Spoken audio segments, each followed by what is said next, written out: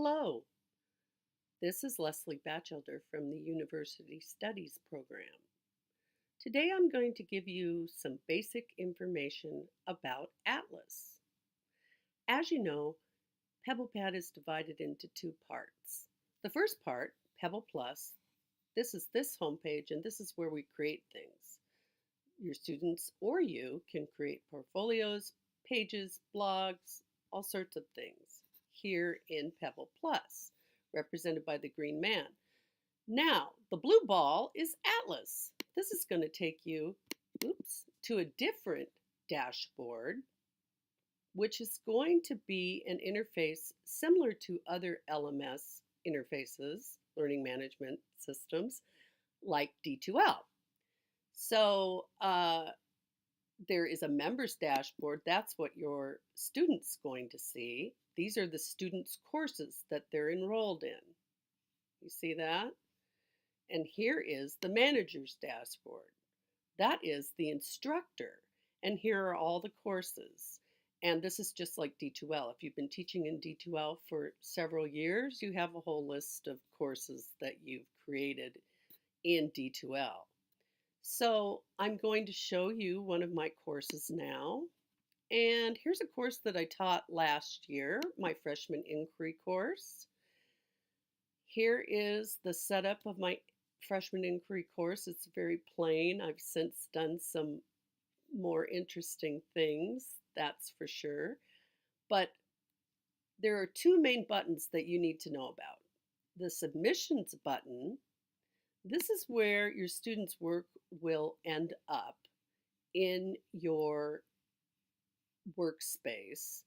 So for example, here, this student created a page about an assignment we had that had to do with dumpster diving, and it's taking a minute to come up. But anyway, she submitted it to my workspace for me to evaluate and grade. And you can see here we are dumpster diving, sorting out the trash. Here's what we found in terms of our data. And she's commenting on what the experience was like, so on and so forth. And I also have further on down all my e-portfolios that were submitted in PebblePad last year. And, anything that I might assign, I can have it come into PebblePad. It's kind of like Dropbox in D2L, if you're familiar with that. So that's where I would find the things that my students have submitted. Resources is a very important tool as well, or category as well. This is where you put things that you want your students to have access to or to use. So for example, here is the portfolio template that we used for our freshmen last year, and they can copy it here, right? And they'll get a little box that says this is going to be an asset in your asset store. So then when they go back into Pebble Plus and they click on their assets, there's the shell that they just downloaded.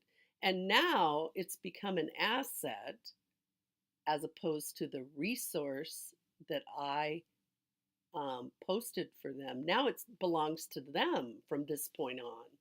And they can fill in these categories in whatever way they've been instructed to. And at the end, when they're submitting it for a grade, they're going to say, I want to share this for assessment.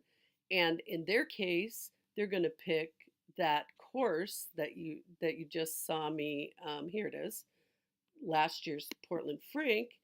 They're going to submit it to that workspace and share it for assessment, which means for a grade, and it'll show up back in my workspace under submissions. So let's see, there it is, right?